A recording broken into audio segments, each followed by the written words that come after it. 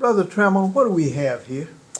Well, between the Macon County Ministers Council Food Pantry, where we're actually giving out food each month, places in the county, and also from the food pantry located on Dallas Street just off of Howard Road, we are giving out a lot of dried beans, rice, split peas, lentils. There's some food that a lot of people might not be that familiar with. But we wanted to, especially in light of the coronavirus and children being at home, give parents an alternative where they can actually take those beans and they make them into a nutritious meal. First of all, I'm proud to be back at home in Macon County, Tuskegee. This is my roots. Not only my parents, my grandparents lived here. And I was always told as a youngster that this was an oasis. It was a place where people of color were protected from a religious point of view and from a social point of view. And it took me many, many years to see the truth in that. And so that's one reason I'm back home. I'm proud to volunteer at the food pantry. Proud to be with Mr. Trammell, who we go all the way back to elementary school. And I guess the final thing I want to say is I'm not a chef, I'm a cook, and there's a difference. Every chef I've ever worked with is a prima donna. and they are more sizzle than steak. And so our purpose here is to re-educate the community on foods that for generations have preserved us, fed us, nurtured us, nourished us, and gotten us through hard times and good times. And we as a culture and a community have gotten so far away from our roots. And roots are important. History is important. Yeah, but it's so easy to go in the grocery store and pick it up and bring it out Absolutely. and throw it into the pot. It sure is. But what do you do in light of current situation and the coronavirus? What do you do when you go in the store and there is no DiGiorno pizza? There are no chicken nuggets. We panic. We have foods available that are not new, that have been around for generations, that have fed us through good times and bad. And we as a culture and as a people and as a community have gotten away from, and these foods will sustain us through any virus, any natural disaster, any man-made disaster, or any other situation. Basic peas, beans, rice, cornbread, greens, cabbage, things that most of us will think of that our grandmothers or parents made. That now I'm afraid, I'm blessed, thank God I have 8 grandchildren, but I don't know if they know the nutrient value and the nourishment that can be attained from using these basic foods that have been around for thousands of years. And that's why we're here today, because it's incumbent upon us to teach them. And if we don't teach them, they don't have any way to know, right? That's absolutely right. All right. And please, we also have to remember, too, when you have the home cooking, that home-cooked taste is something that does not repel children. It actually attracts them to it. You know, children remember the different holiday meals that have taken place in those church dinners and things. Church dinners are not made of nuggets and pizza and everything. You know, when those church women get together, oh my goodness, that's you right. know, you about to have some down home cooking. Absolutely. And the children will eat it. You know, it's not like, oh, they're going to turn their nose up. Well, you know, there's a way to make that. You know, and it's been done for years. You know, and what's that thing about hot liquor and the thing that the next, what is it about the next day? The next day, you know, and some of those stews and things. That's right. Next day, it's better. You know, I mean, that's... You're going to make me homesick here Okay, tonight. okay. And I just ahead, want man. to add to that this food has not only will fill your belly, but it has nutritional value that we are not getting from this processed food that we take off the store shelves and out of the freezer. There's a huge difference in the nutritional vitamins, minerals, and everything else that you get from home cooked food, like the example we're going to show today, as compared to the processed, even the macaroni and cheese that the young people use now that are frozen and you throw it in the microwave for 12 minutes and it's done. There's a totally different nutritional value that you get out of homemade macaroni and cheese that you'll never get out of prepackaged and prepared food. And plus the fact, when you get those peas, and they are some little hard nuggets, That's right. you can't just warm them up and eat them, right? That's right. That's You're not going to get that nutritional value, right? That's right. So you're going to show today how people ought to approach it, Correct. the method they ought to use for making it the best that it can be. Well, I tell you, that's exactly what we need to know. Yeah. And let me play a little bit of devil's advocate. Hold up, Kurt, now. You know, I can cook some ramen noodles. And what you talking about, my mama, I take it to my mama's house or my grandmama's house, or my aunts cook what you talking about. Right. I can't cook it. I don't know how to. But you can, and that's why we're here, because it's not difficult. It may take a little more preparation time, but the end result is well worth it, and it's so much more beneficial for not only your body, but your mind. But there's an art to dealing with it, right? There's a process. Okay. Art sounds a little presumptuous, Okay. but there is a process, and there's a reason for it, and I believe there's a reason that this food is still here. This food sustained us, people of color, through terrible times of slavery. And there's an old saying about eating high on the hog. Come on now. Okay, we didn't get to eat high on the hog, but what we got, it produced vitamins, minerals, physical health, mental health, and strength to endure the hard times. And that's what my whole mission is about the food pantry and preparing food and showing people not just what used to be, but what should be and what should continue to be in the future, because this will sustain us when there's nothing on the store shelves. Why do you care?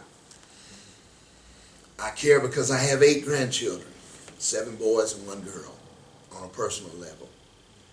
And I want them to be able to survive no matter the circumstances.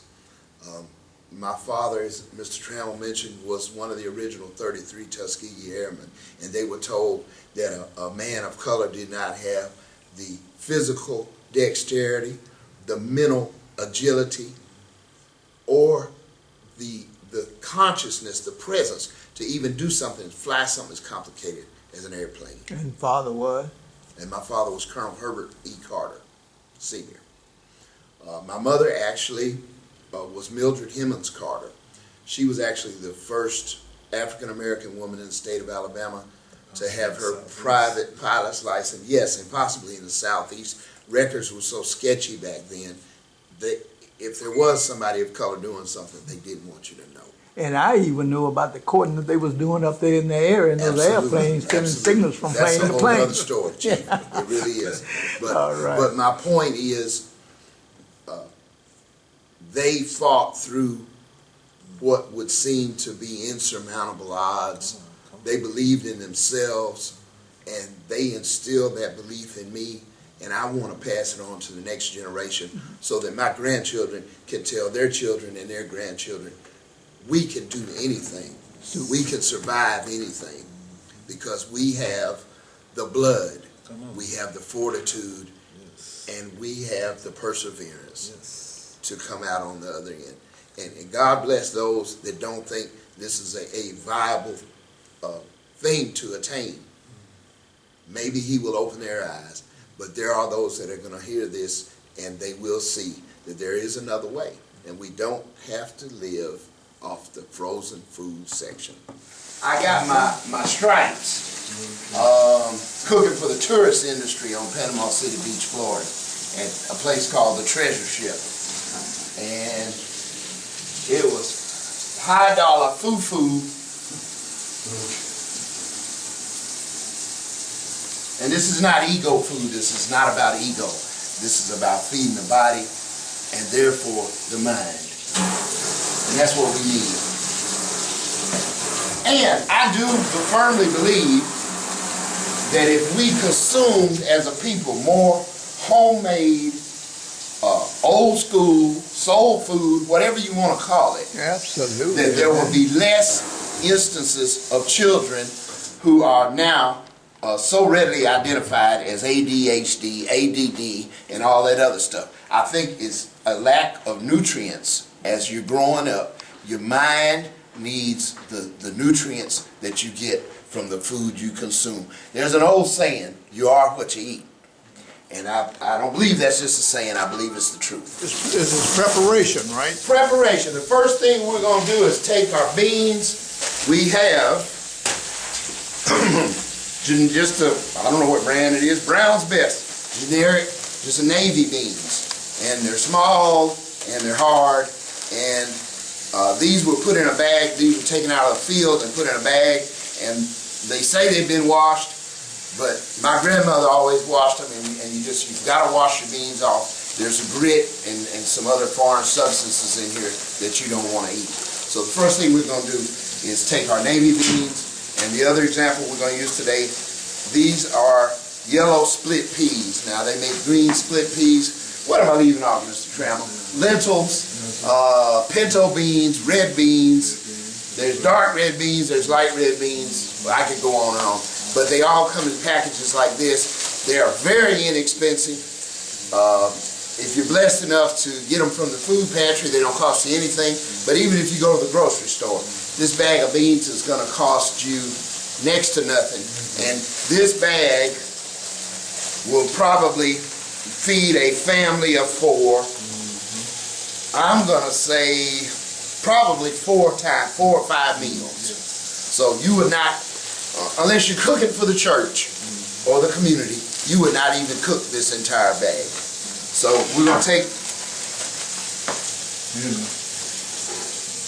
let's see, I don't have any scissors handy. I'll use a knife here. All I'm doing is cutting the bag open. We're going to use a sieve. We're going to pour some beans in here. Yellow split peas, excuse me. And we're going to rinse them off.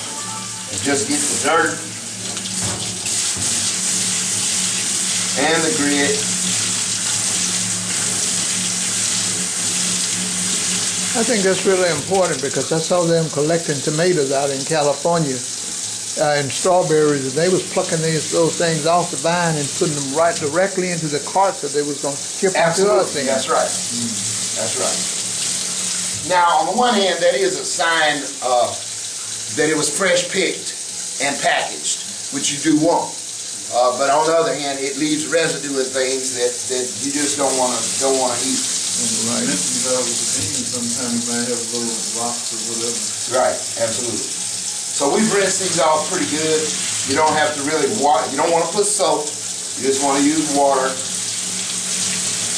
and a colander or a sieve like this. And you rinse them off. And you're going to put them in the pan. I'll just use a small amount here.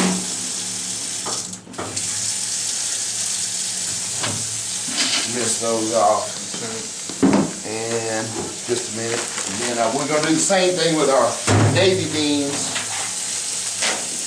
We were speaking about process earlier, and I guess the biggest difference for, I'll say, the young people is even if they do happen to eat beans, 9 times out of 10 they're out of a can. And so you just dump them in a pan and heat them up. These beans in their natural state, you have to rinse them off, then you put them in water, and you might want to show this. You're going to let those soak. Generally, if you can, you want them to soak overnight. I'm going to add some water to these. Now they can, if you're in a rush and you're running late, you don't necessarily have to soak them overnight, but the longer you soak them, the softer they'll get, the more they will expand, and the easier they'll cook. So these would be left for several hours, and as I said, my grandmother would put them, about right before bedtime, 8 or 9 or 10 at night. She'd put them in water, and then the next morning be able to begin to cook them. And you don't have to put anything in there with. No, you don't want to put anything in there while they're soaking. It's just the water helps to expand and moisturize the beans, and it makes them more tender when you cook them. The less you soak them, the less tender they're going to be when you attempt to cook them. Is there a certain amount of water in comparison No, to you the really size just of the you bag? want to cover them. You want to cover them. I mean, it depends on how much of the beans that you're going to cook, but just cover them with I don't know, say 1 inch of water, 2 inches on top, because these will expand overnight.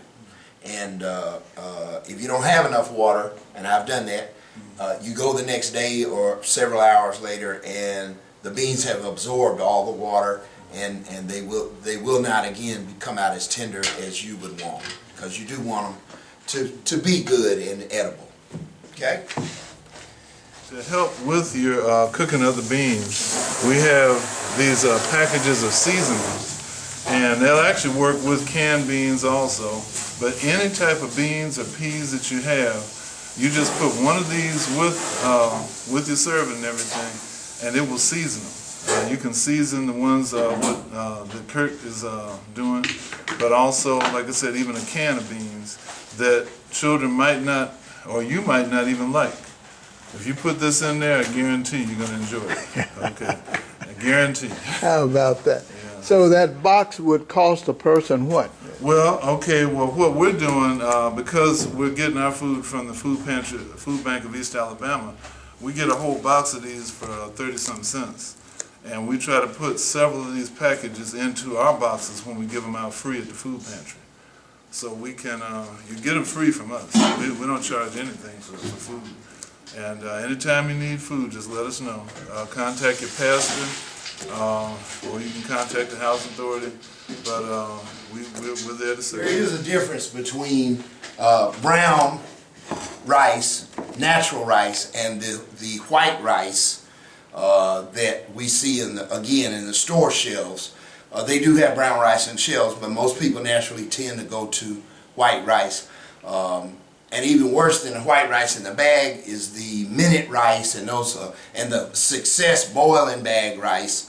That rice has been not only processed, but it's bleached, and it is not natural, and it provides virtually no nutrients for you. It is a filler, but it does not provide any natural fiber, vitamins, minerals. Brown rice provides a fiber, and it provides some other nutrients that are, again, for not only your physical, but your... Now, we've soaked our beans overnight, and we're ready to cook. You're going to add, say to a cup of beans, you're going to add roughly 2 cups of water is generally the formula. As Mr. Trammell mentioned, we do, from time to time, we're blessed. In this case, we have Wiley's, but it's called Eat Your Beans. It's a seasoning that you add to the beans. It saves, again, my grandmother would have added salt and pepper and maybe some seasoning salt. A dab of this and a dab of that. Well, all the dabs are in here.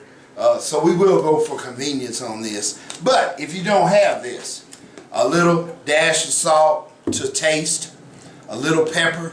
Anytime you use salt, you want to use a little pepper.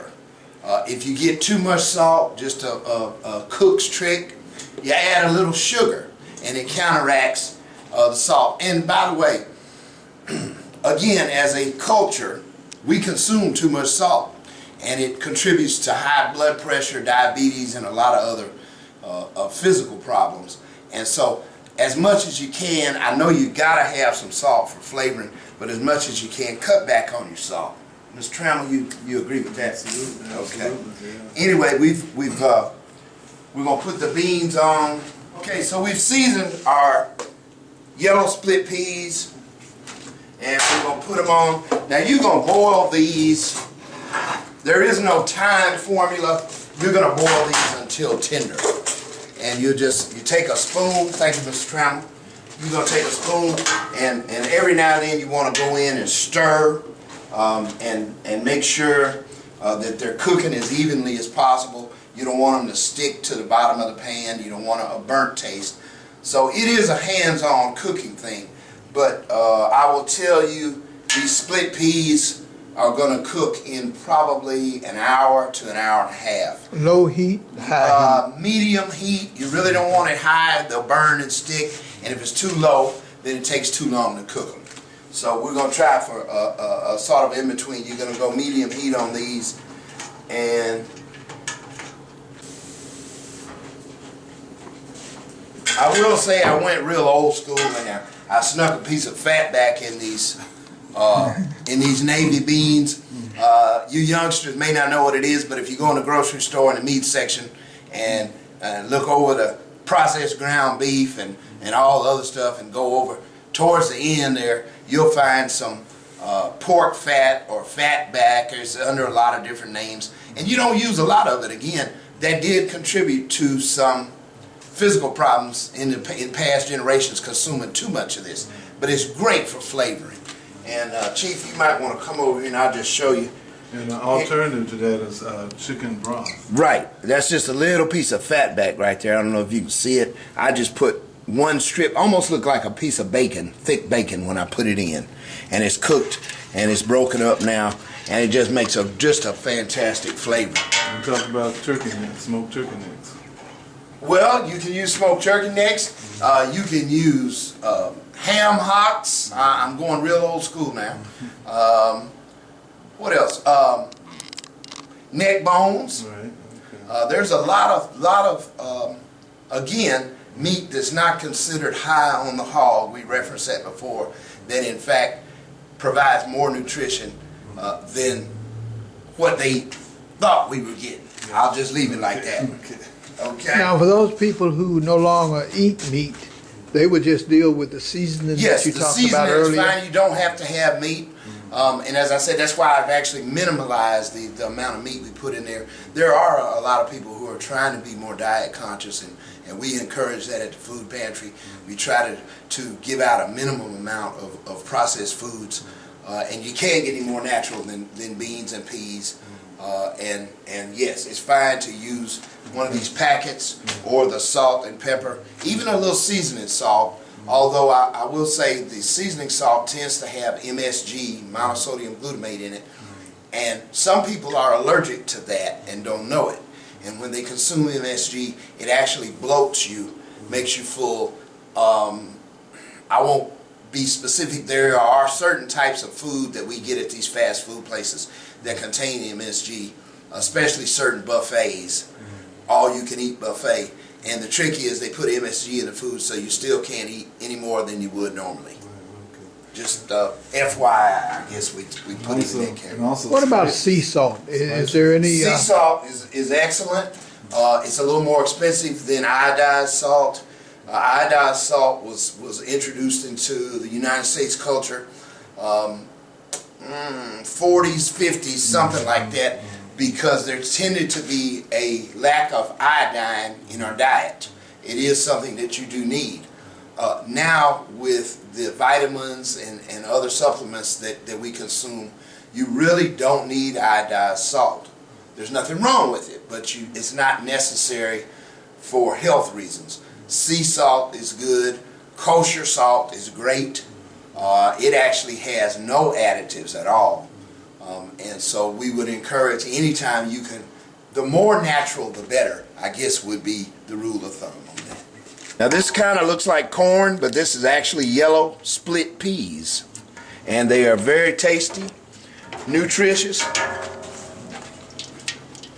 Your navy beans, I added just for you to be able to see the difference. We used a pack of this Eat Your Beans seasoning in the navy beans. Had I not used it, they would be a little whiter. But the Eat Your Beans is just a... Chief, I'm going to let you taste this in a minute, and we'll let you do a review for us and tell us what you think about that. Come on. How about that? You didn't know you were going to be in it. Here it is, just for time's sake. This is a dish of natural brown rice. This is not white bleached rice. And as I said, the advantage on this is it has none of the nutrients or fiber or anything are taken out of it. The white rice has been bleached and the benefits of it are reduced. Now if you can find, it's hard to find, there are some healthy food stores that may have white rice that is in its natural form. It does occur.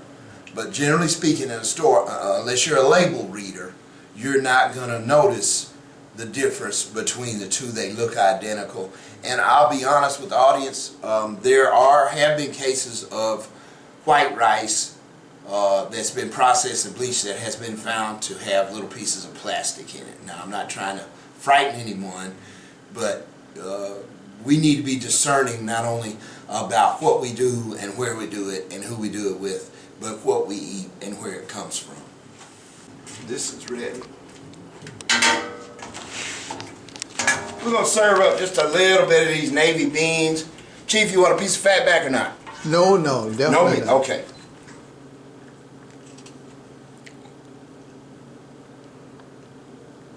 Pretty good. Could you eat that with some cornbread? Oh, now don't get sassy. Yeah, I could really do a job on it with some cornbread. Okay. What have you done here today?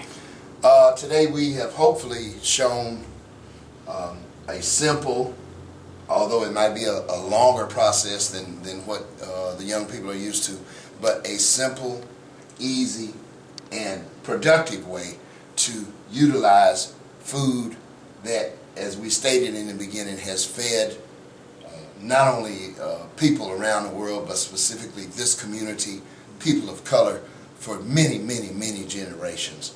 And it is from the earth. I'll say it's from the Lord. Yes. And the food provides nutrients. It fills you up. It allows you not only to be physically healthy, but enhances your mental health because of the vitamins and minerals and nutrients that you derive from eating foods like this. Hopefully we'll do some more things like this in the future. Other examples of simple yet old school, as we would call it, old school cooking that we, for sure as a community and as a people, need to go back to and reach back to what gave our ancestors the wherewithal to accomplish what they did, because none of us would have anything if it wasn't for them. And the important thing about what you're saying is everything you've taught how to prepare here today can be grown in somebody's backyard. Grown in your backyard. You don't need a lot of space for it. It doesn't take a lot of manipulation and attention. You plant it, you water it, you pull some weeds every now and then, and after so many months, you've got this, and you can feed your family, you can feed your street, you can feed your community. And I guess this pleases you because you don't have to worry about people taking food away from the food bank that they don't know what to do with, taking it home and throwing it away, right? That's right, yeah, because we're trying to provide nutritious meals and things that will help the entire family. I know it's more critical now because of our situation, but really, again, this is a delicious meal, by the way. I got a chance to get a little bit of it too, and I guarantee you it's something that the youth will enjoy and the entire family will enjoy together. You know, sit around a little bit, you know, and eat it together and enjoy yourself. I know a lot of times we think about certain meals certain times a year, but this is good all year long. And again, you don't need refrigeration to keep the dried beans or the rice, and it comes out. And I want to thank both of you gentlemen for taking the time to help to raise the consciousness of our people. And I'd like to thank the Revealer for allowing us to be on the air. I also like to thank the Alabama Rural Ministry for allowing us to use the kitchen here, Macon County Ministers Council for allowing us to be able to use some of the food, the Food Bank of East Alabama, and also the Food Roundtable through Making Means for helping us get the word out. And we hope this will be on your cell phone, and we're going to try to have some more in the future. Thank you.